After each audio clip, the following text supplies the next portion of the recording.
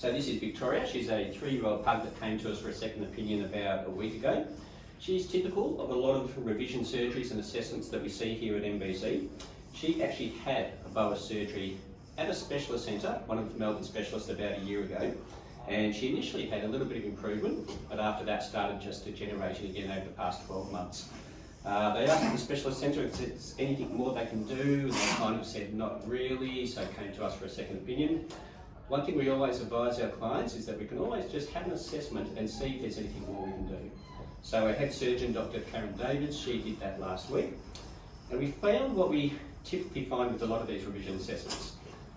We can take more off the palate, a lot more than other dogs, and we can also thin the palate.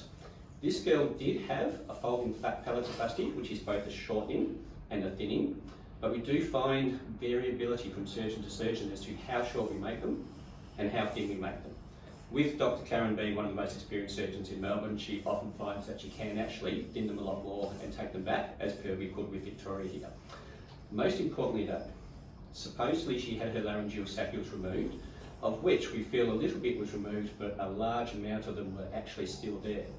So there is subjectivity in removing laryngeal saccules as to how much we actually take out. So we could take a lot more of those laryngeal saccules out, and the tonsils were also assessed a year ago as mildly inflamed.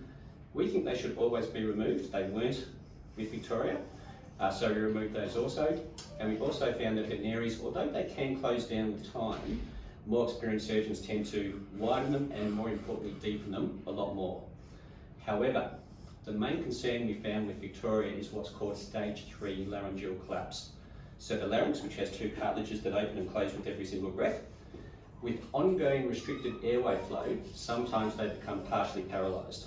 Stage 2 laryngeal collapse is when they're half closed. Stage 3 is when they're completely closed. In the past, this has generally been an emergency situation requiring a permanent tracheostomy tube, where we actually make a permanent hole in their throat to breathe. However, Dr. Karen herself is one of the first, a number of years ago, to pioneer bilateral cuneiformectomy. That means we actually physically just remove both cartilages. We've done it a few times now. Victoria was a candidate for that because she was in real trouble with these closed cartilages. We didn't do that. So she had the works yesterday. She had a revision of all her airway restrictions, further shortening and thinning the soft palate, complete removal of the laryngeal saccules, further opening of the nares, and bilateral cuneiformectomy. When we have these major surgeries, it's pretty important that we actually do what we call an elective tracheotomy tube.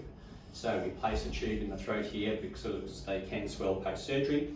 That allows them to breathe really easily, so there's far less chance of getting post-surgical complications. And we can see here,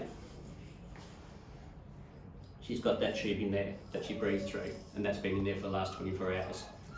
She's done really, really well post-surgery. So today, we're going to take that tube out and see how she goes. If she's struggling a little bit, we can pop it straight back in and give her another 24 hours. But hopefully, fingers crossed, when we take that out later, she'll be doing really well and we'll be able to go home.